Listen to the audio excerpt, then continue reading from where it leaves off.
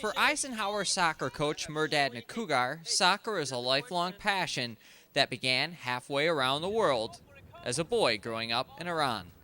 I played when I was almost 5 years old, playing in the street because that's where the soccer was. I mean, it's like going to Brazil or Argentina. I mean, playing on the street with no shoes, and that's where the love started. And and soccer back there is they love soccer. Nekoogar came to the U.S. as a teenager and would eventually go on to play for Eastern Michigan University. Since he has focused his life on teaching the game and making sure his players are plenty prepared for what they face on the field. Player, left side, wide open. Right before that, you were inside, you take a shot, you decided not to, you made the pass. You're going to have to start thinking before you receive the ball, who is around you. He's so focused on us and so prepared for the next game that it makes us feel more confident because we know what we're getting ourselves into. I try to always prepare my girls for everything, and I think to me these are very important things. You need to let them know, what the opponents are all about. You need to play hard. Do not underestimate Utica team. They are good, and we play them every year. I mean, even minor things that a lot of coaches don't, pay attention to is, for us, we spend a lot of time on very detailed stuff. We got the win the first half. What that means, take advantage of the win. Before game time, he tells us the other team's strategies.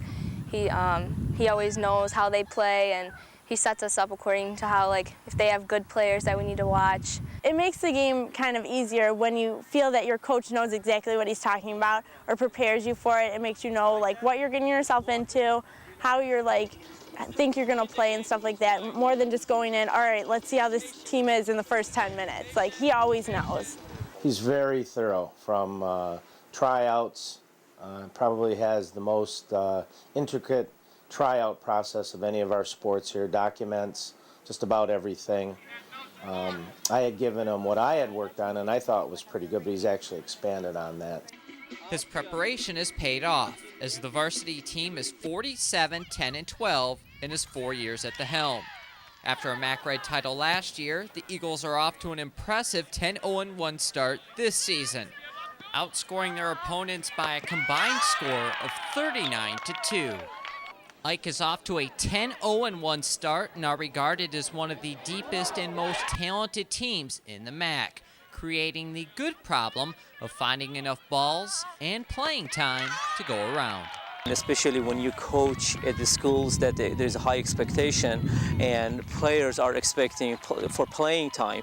These are all the factors that you need to be able to communicate to every player and making sure that they understand, as for instance, why they don't play as much as they're supposed to. When I feel comfortable, you can do this formation, you're out, second group, you're back in, you'll stay for the rest of the game. I honestly think he's really fair about that.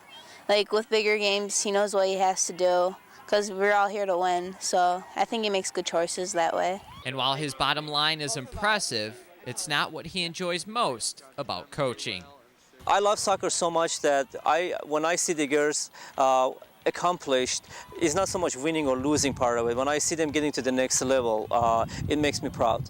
And and that was my dream when I was a kid. That I always wanted to tell myself when I get older, I want to teach that to other kids. And to me, when I see these kids learn even one little thing from me, is to me is important, because I think that makes me feel good. It makes me feel that I was able to accomplish that.